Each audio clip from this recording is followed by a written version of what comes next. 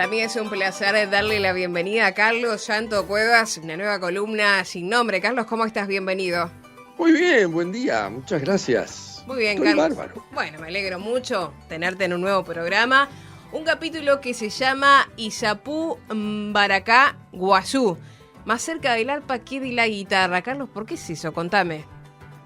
Bueno, Isapú quiere decir cuerda vibrante. Como no hay palabra guaraní para arpa, usan Isapú como sinónimo, pero también como adjetivo. Podés ver escrito o dicho arpa Isapú. ¿Ah? Hay versiones por ahí que aseguran que el primer nombre nativo del instrumento que conocemos como arpa paraguaya fue Mbaracá Guazú, que quiere decir guitarra grande. Yo qué sé. ¿Y qué es eso de más cerca del arpa que de la guitarra? Ah, bueno, eso es un toque autorreferencial. Está bien, debería haberlo imaginado,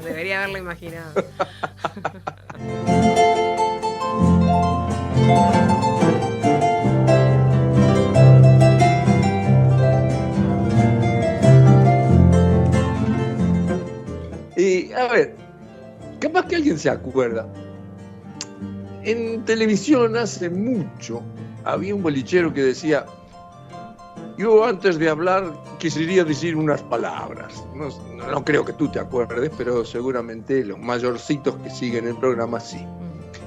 Para variar, hoy empiezo enmendando un errorcillo, que me fue señalado con total acierto y corrección por una oyenta atente.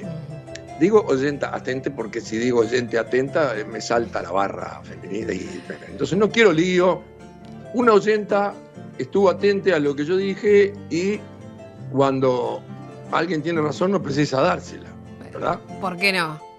Y porque ya la tiene. Qué original,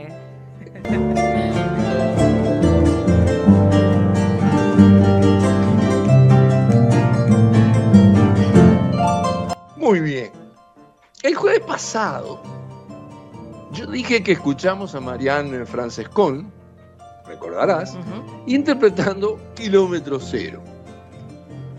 Y era Kilómetro 11, que es un tema que tiene su historia. Mirá, 1940, junto al mojón 11 de la Ruta 12, Félix Vallejo, letrista y amigo de Tránsito Cocomarola, estaba cambiando una rueda pinchada y Cocomarola empezó a improvisar, agarró el acordeón mientras el otro laburaba. Pero claro, igual, Vallejo no se quedó atrás. Y cuando el otro mandaba frases musicales, él largaba algún versito. ¿Y cuál es el resultado? Un himno del chamamé, que es Kilómetro 11, ¿sí? Ahora lo estamos escuchando en arpa, que no es una versión muy frecuentada. Interpretado por una gurisa, Larisa Ledesma, con doble S, Larisa, que la encuentran en @LariMusic, o sea, con music, pero con W, en YouTube, en Instagram y en Spotify. ¿Ah? Recomendada.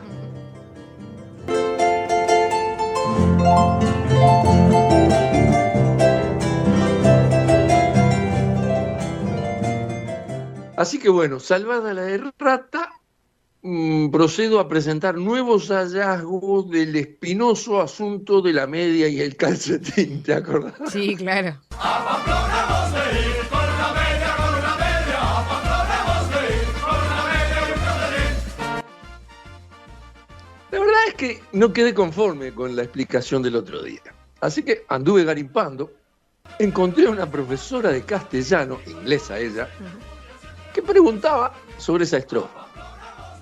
Colé mucha bobada en las respuestas, pero hubo una que me puso sobre la pista definitiva. Esta canción es víctima de la ñoñería a que hemos venido a parar con tanta corrección política. El original decía con una bota, para que la gente creyera que hablaba de una bota de vino, pero añadía y un calcetín, con lo cual el significado burlaba la idea de pasarse una buena melopea en la fiesta. No a las ñoñerías sin sentido, reivindiquemos el original. Así que bueno, terminamos con consigna y todo. El asunto es que siendo melopea, entre otras acepciones, una embriaguez que produce ánimo festivo e induce al afectado a cantar o expresar de otra manera su ánimo, queda muy claro que la canción lo que hace es intentar ocultar el sentido fiestero y borracheril original, que disgustaba a curas, obispos, viejas y estirados varios. ¿Por qué digo esto? Porque descubrí que la versión que escuchamos el jueves pasado fue reformulada en 1920 por un tal Ignacio Balestena, un poderoso abogado, escritor, político, monárquico y católico, muy defensor de la tradición, pero no de las costumbres tradicionalmente relajadas del vulgo, por así decirlo, ¿no? Así que al final no le había errado tanto yo cuando interpreté la otra vuelta lo de media y entera con la castaña, pero bueno, que era la información que tenía. Lo que sí era cosa de buenos borrachos nomás. Muy bien, ¿qué tal si vamos a lo que nos convoca hoy? Vamos a ver qué nos cuentan la Wikipedia y la Victoria. El arpa cala tan profundamente en el alma paraguaya que inspira a los creadores, los motiva, los estimula, los acicatea, los empuja a escribir versos tan hermosos como estos de Isidro Cabral, de su poema Arpa Paraguaya, que yo quiero compartir, por lo menos en una estrofa, con nuestro público. Tengo el honor de ser parte de esta raza guaraní, indómita pero noble y de linaje gentil. Soy el arpa paraguaya, soy sonido guaraní, soy emblema de esta raza que ya nunca va a morir. ¡Qué lindo!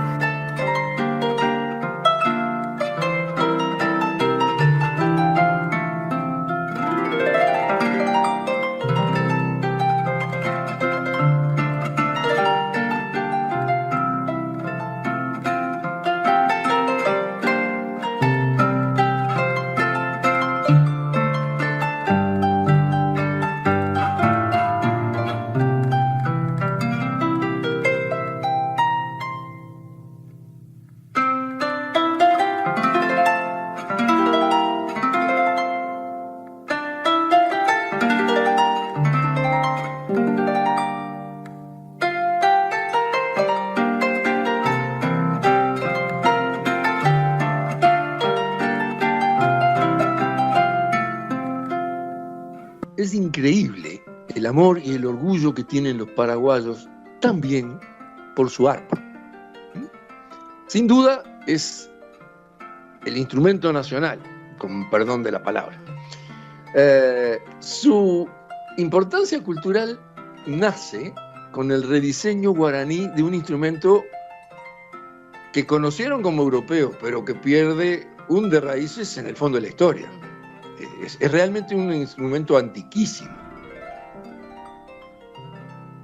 Esa importancia cultural se evidencia, arranca en la especialización de los luthiers paraguayos, que es inesperada, porque en realidad no daba para pensar en eso, pero pasó. También tienen un estilo propio de ejecución. O sea, si tú escuchas una arpa sinfónica, no tiene nada que ver con una arpa paraguaya. ¿Está? Y yo diría que explota en su importancia cultural en la portentosa cantidad de temas que se han compuesto en Paraguay para el arpa. ¿Está? Y además, en la enorme popularidad de los que la ejecutan. Fíjate, en el siglo XX, allá, de mediados para adelante, Félix Pérez Cardoso, Digno García, Luis Bordón, Lupo Encina, Gilberto Piedras, Celso Duarte, padre Celso Duarte, hijo, Ismael Ledesma, Nicolásito Caballero, yo qué sé, nombro eso, son un montón.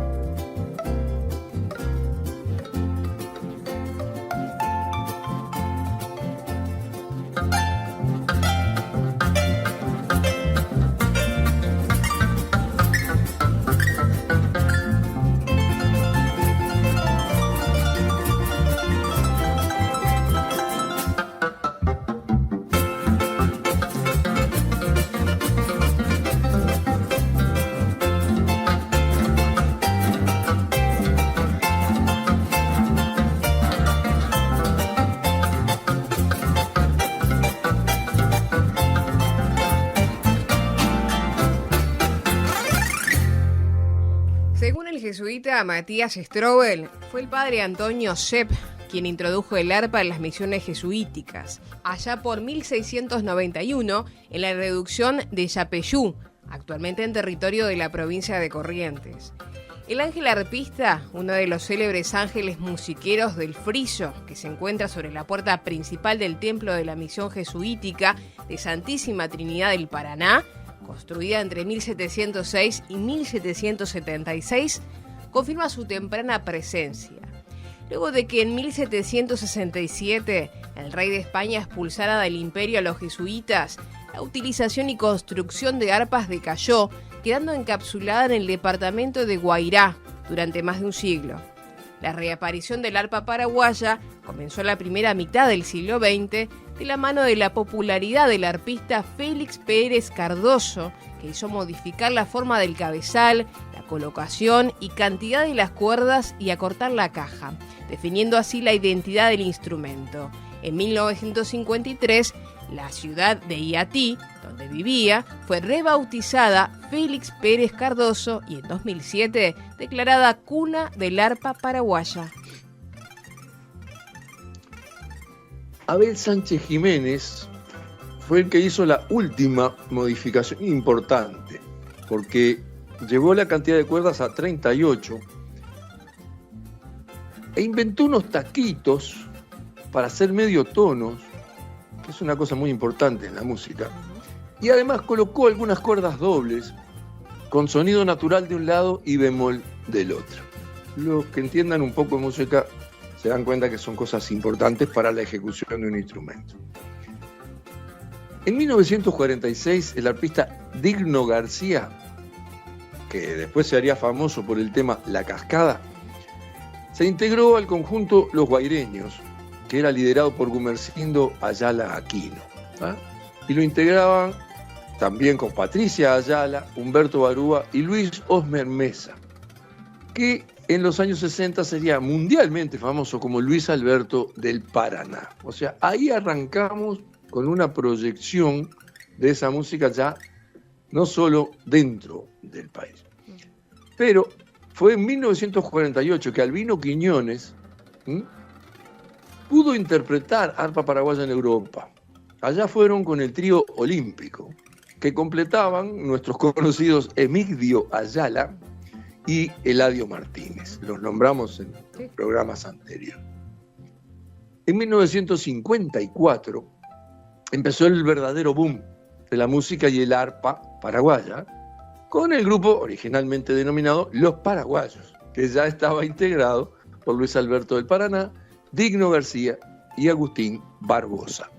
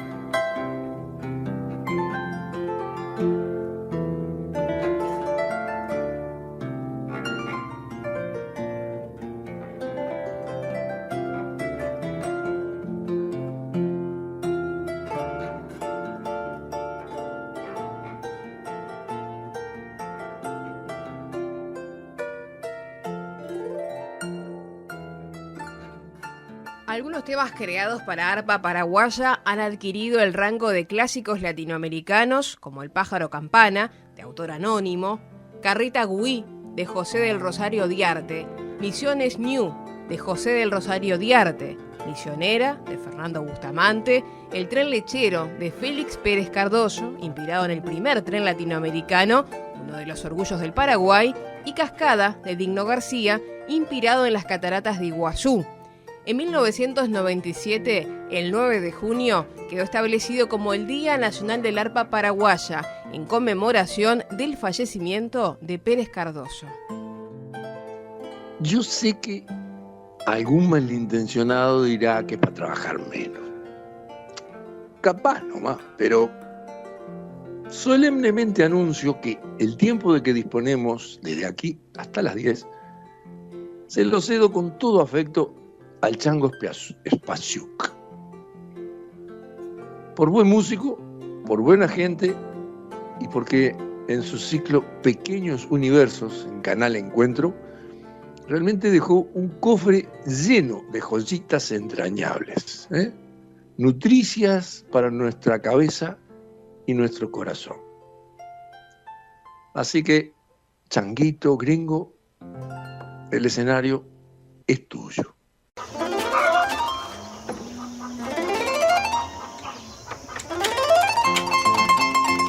Un nuevo día de trabajo para Richard. Él, como toda su familia, trabaja la tierra en la campiña paraguaya, pero además tiene algo que responde a un llamado propio y personal.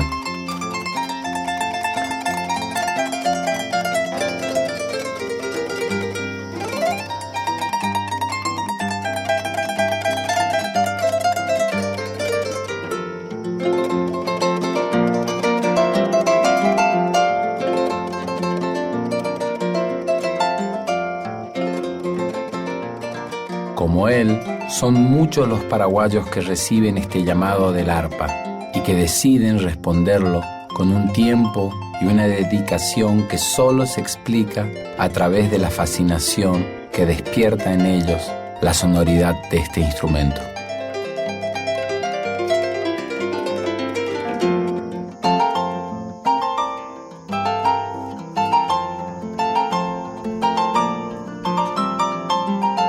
En el capítulo de hoy, indagaremos acerca del origen de esta comunión tan particular entre el pueblo paraguayo y el arpa.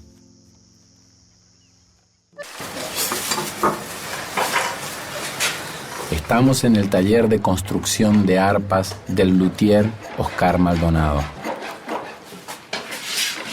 Aquí, durante generaciones, se construyen muchas de las arpas que tocan los mejores intérpretes del país.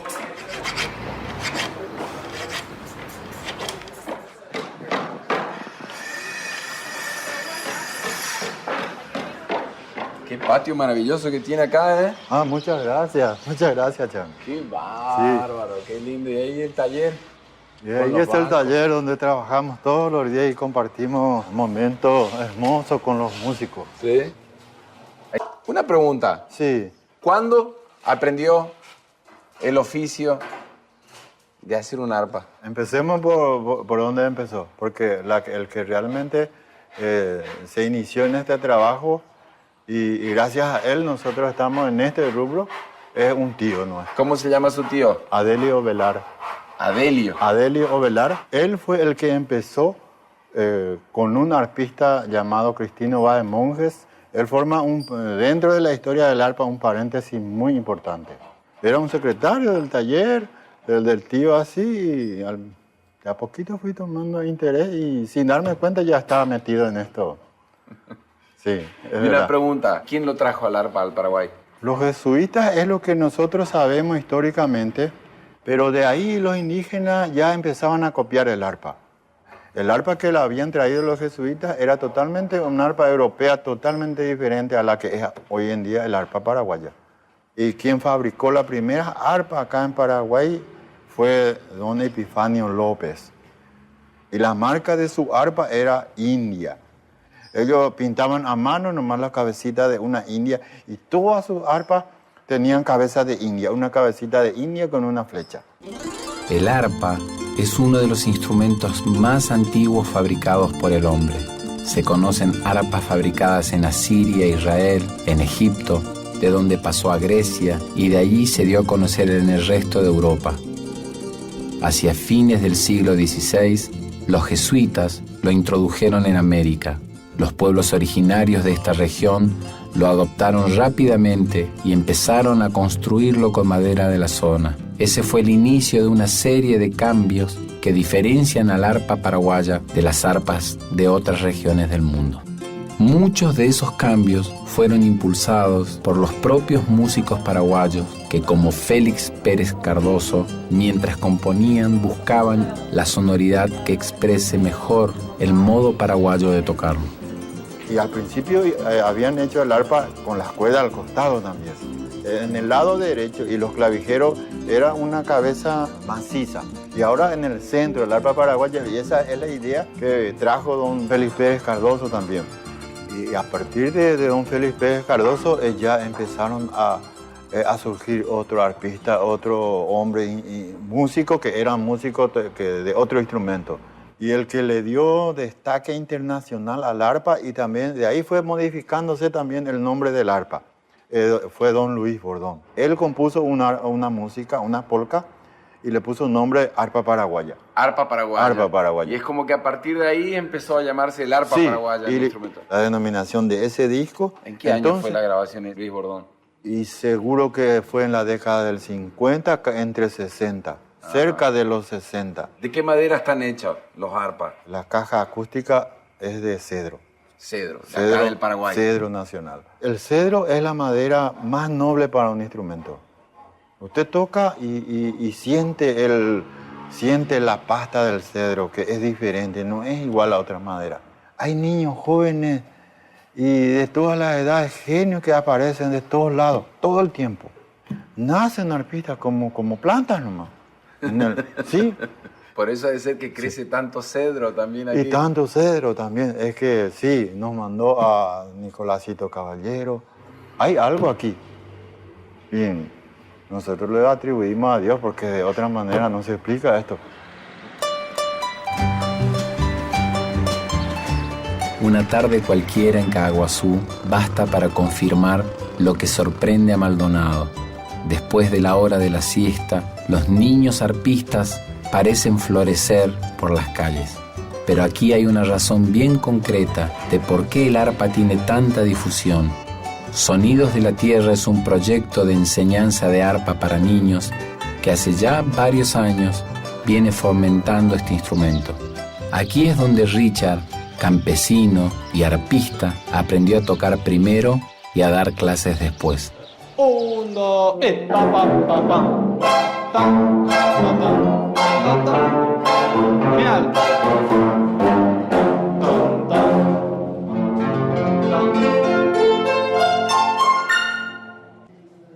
¿Y cómo es eso de estar enseñando a los más chiquitos el arpa?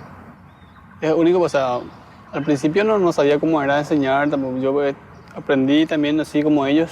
Como ahora ellos están aprendiendo gracias al proyecto también. ¿Y son todos como del campo igual que vos? Del campo. ¿Y que trabajan en el campo igual que vos? Sí. Y cuando no tocas el arpa, ¿cuál es tu actividad en el campo, en la chacra? Y ayudarle a mis hermanos, o sea, carpir, tenemos la siembra de mandioca. Mucho trabajo. Mucho trabajo, todos los días. Hay que levantarse bien temprano. Sí, temprano. No hay sábado ni domingo, hay que trabajar siempre en el campo. Solo domingo. Solo el domingo se descansa. Sí, se descansa, sí. ¿Cuál es el momento en donde parás para tocar el arpa? Y a la noche, después del trabajo.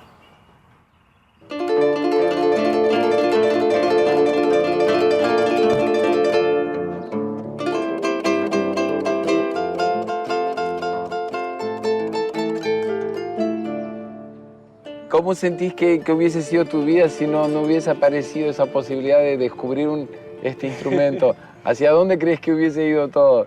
Si no era por este instrumento, no iba a saber si tenía ese don de ser músico, ¿verdad? Y imagínate, del campo ir a tocar en un escenario de Europa. Por ejemplo, enfrente de la tumba de Napoleón. Tocar ahí. Y eso es único para mí. Ir del campo al viejo mundo, por así decirlo, ¿verdad?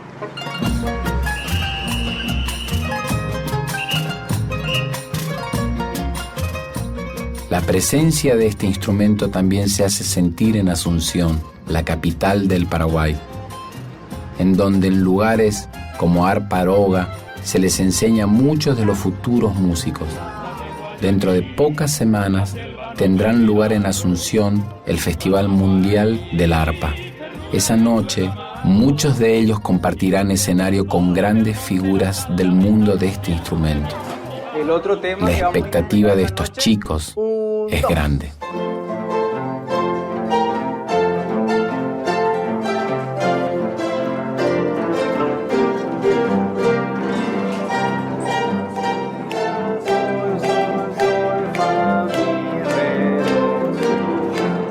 Erika tiene 13 años y será una de las que tocará por primera vez en la noche del festival.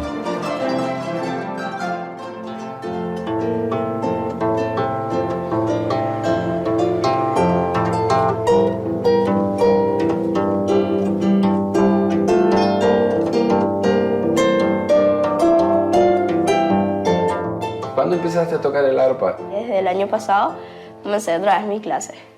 Arparoga. Arparoga. Quiere decir la casa La del casa arpa. del arpa. ¿Por qué te llamó la atención el instrumento? ¿Alguien en tu familia toca? No, la verdad que yo soy la primera que está con un instrumento en la familia. Pero mi abuelo escucha siempre mucha polka y siempre el instrumento así me llamaba la atención. Era el arpa, el sonido que tenía, la forma y más también porque es un instrumento típico del Paraguay. Y me gustó así, comenzó a gustarme y con este sillón. Y hacía como si fuera tenía un arpa y así tocaba por el sillón. Ah, como si fuese el encordado. Sí, sí, yo estaba agarrada así, me sentaba acá y así hacía como si fuera tenía un arpa y tocaba así. Agarraba y estiraba las cuerdas. Y así yo comencé y mi abuela me vio un día haciendo eso y me preguntó qué estaba haciendo. Y desde el año pasado que estoy con el arpa y este año. ¿Cuántos días a la semana vas? Yo voy 2 días a la semana. ¿Y después practicas acá en tu casa? Sí, después todos los días acá practico en casa. ¿Y te estás preparando para tocar en el teatro o no? Sí, voy a ir. ¿Intentar? Sí. Sí. ¿Te gustaría hacer música o sentís que es algo como un hobby, como un entretenimiento? A mí me gusta mucho el arpa. Yo un día quisiera ser así una gran arpista y poder romper fronteras con el arpa. Poder ir a otro país a llevar la música paraguaya. Un día ella haciendo así por la cuerda de los sillones, así, ella siempre hacía así, siempre hacía todo estos gestos. Un día me llamó la atención y le digo yo, ¿qué te pasa? ¿Por qué así tanto por tus dedos? Y me dice, porque estoy tocando el arpa, quiero tocarle al abuelo. Y el abuelo sigue, cuando le sepa ejecutar la polka que ella quiere escuchar, ¿cómo te vas a sentir, mi amor? Bien. Bien alegre. Sí. Hay más grandes y más chicas. Esta es de 36 cuerdas. ¿Es un arpa de 36 cuerdas? Sí. Y los colores son para diferenciar las notas. Las notas principales que son do y fa se distinguen por el do, por el color azul y fa por el color rojo. Y las demás va todo en blanco. Va también como el color de la bandera paraguaya. Ah, mira vos qué buen detalle. Sixto Corbalán es un arpista joven que forma parte de la nueva camada de ejecutantes de este instrumento y además de tocar, realiza composiciones propias para el arpa.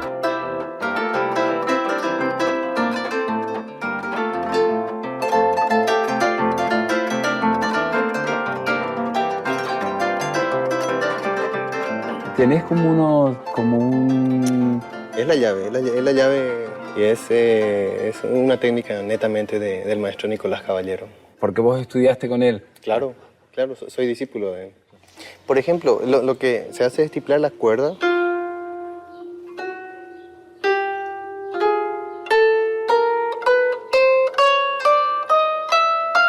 Ah, perfecto. Sí, lo que tengo es tratar de aumentar un poco más el cromatismo y un poco más lo que sería la armonía. ¿Componés música en el arpa?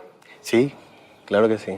Creo que es una parte que se está desarrollando en el arpa, la composición es nueva, manteniendo un poco lo tradicional, pero el lenguaje justamente es esa influencia que ya tenemos de otros tipos de música. Pero el apunte es siempre tender a lo nuestro, que es la polka o la guarania. ¿Me podrías dar un ejemplo de alguna composición? Sí. Este tema es un tema que lo dediqué a Félix Pérez Cardoso. Él es el padre del arpa paraguaya. Dice así.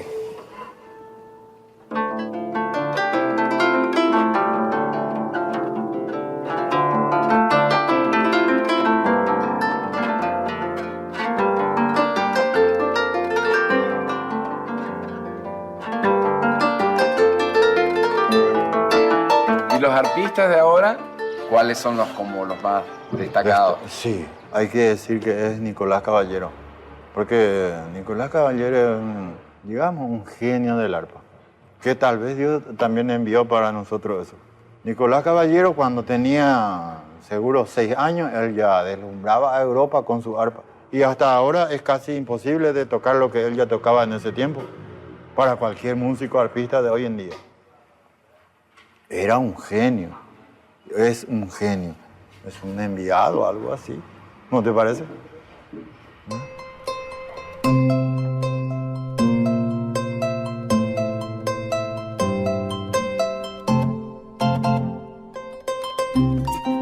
Nicolás Caballero es un verdadero mito viviente en la ejecución de este instrumento.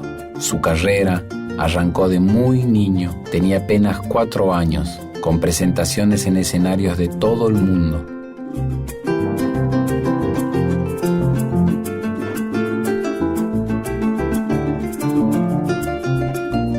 Hoy, varias décadas después, su talento sigue intacto. Comenzó muy de niño con el arpa. Sí, yo mucho antes de los 3 años, porque yo nací un 20 de marzo, y el 6 de enero me regalaron por los Reyes, me regalaron un arpa. Eso era demasiado para mí, ya las ganas. Luego mi padre era guitarrista y venían conjuntos, o sea, sus conjuntos así, con arpa, bandoneón, y yo lo que me quedaba fascinado por el arpa, ¿verdad? Yo soñaba con eso ya cuando se iban. Y de tanto mirar, pues yo ya no tenía que preguntar cómo se tocaba. Cuando se iban ellos y a veces dejaban su arpa en casa, agarraba y lo hacía yo, y las introducciones que ellos no se acordaban cómo era, yo al día siguiente cuando venía yo ya lo estaba haciendo con un dedo, ¿verdad? Y entonces mi padre dijo, bueno, te voy a enseñar y tienes que poner la posición así. Me dijeron que tenías que ponerlo y qué sé yo cuánto. Siempre se llamó arpa paraguaya, siempre se llamó arpa india. ¿Cómo llega el arpa al Paraguay? A través de los jesuitas en las misiones jesuitas que había en la época de la conquista, ¿verdad? De los españoles, del descubrimiento de América. Ellos hablaban de que los indígenas eran muy buenos musicalmente, ¿no? Luego se perdió totalmente. Muerta una generación, no hubo relevo. Hasta que en el siglo pasado, Félix Pérez Cardoso fue encontrando ciegos que tocaban a la salida de las iglesias. Cuando iba los domingos a la iglesia, pues se fijaba eso, hasta que compró una de esas arpas que tenían 32 cuerdas y le puso más cuerdas, le puso 4 cuerdas más de las 32 que tenía, 36, achicar también el tamaño, porque eran arpas que él medía 1,80 m y algo y tocaba de pie el arpa suya. Entonces agarraba para hacer las chicas, porque eso no cabía en ningún taxi, él que vivía por Buenos Aires, qué sé yo, entonces no cabía en ningún coche, entonces mandaba a hacer una arpa, digamos, portátil. ¿Cuándo aparece el pájaro campana? Un guitarrista que le escuchó a otro guitarrista tocar eso y no sabía de quién era el tema. Entonces le hizo escuchar a él, le gustó muchísimo, y lo único que mantuvo de eso podía ser la melodía inicial, ¿verdad?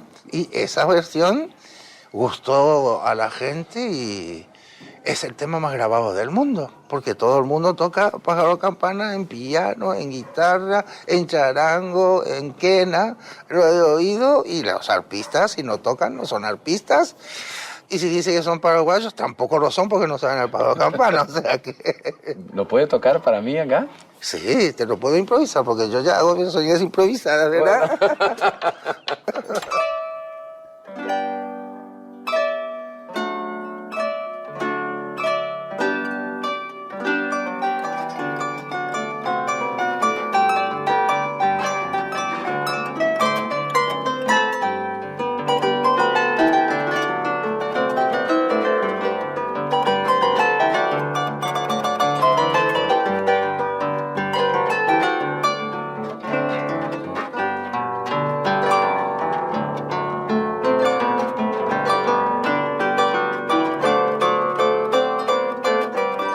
Como que se presenta el tema y después se van desarrollando todas las infinitas posibilidades del instrumento. Sí, muchas veces antes yo decía, papá, no quiero tocar yo el pájaro campana. Tienes que tocar porque es lo que la gente pide y qué sé yo cuánto. Entonces lo que voy a hacer es sí, voy a tocar el pájaro campana, pero yo ni sé lo que voy a hacer porque lo voy a improvisar cada vez.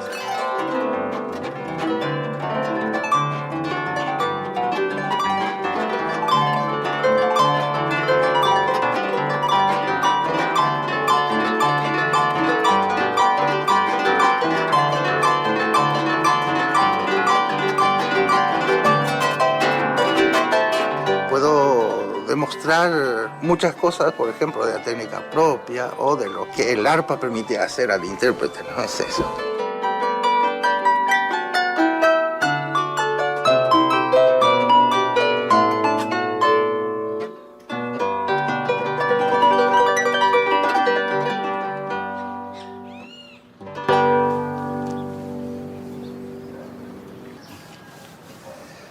¿En qué se diferencia la manera de tocar el arpa paraguaya de otras arpas del mundo, del arpa clásica?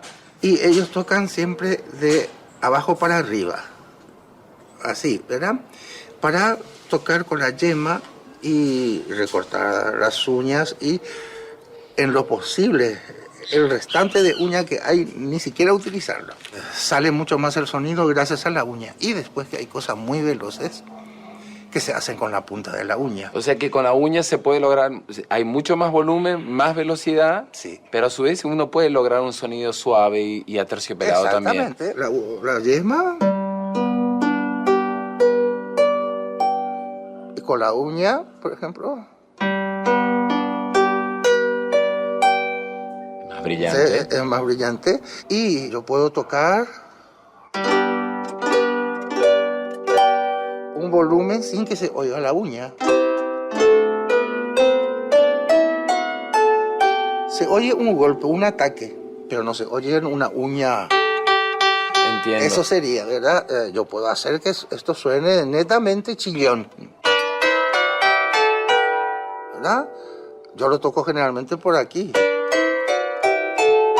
¿Y los campesinos, el toque de los campesinos en el interior del Paraguay es muy diferente al de la gente de la ciudad? Ellos usan mucha bordona, pero lo usan musicalmente muy bien.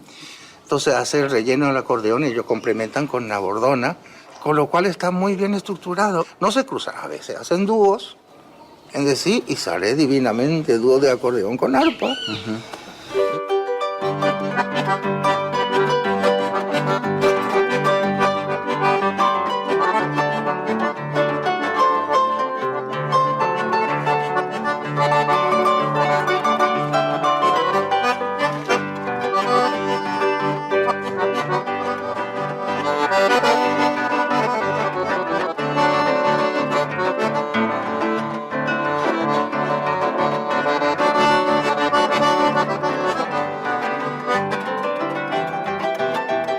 Así concluye nuestra recorrida por alguno de los infinitos caminos que sigue el arpa en este país.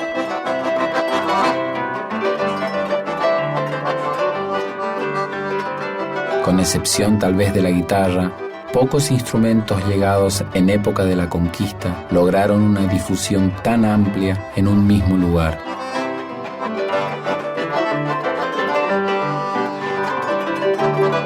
Desde un punto de vista racional, es difícil entender por qué justo aquí, en Paraguay, ha calado tan hondo su sonoridad.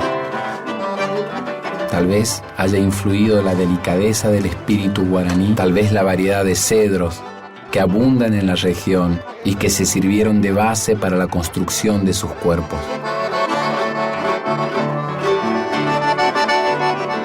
Lo cierto es que, como dice Maldonado, hay algo aquí.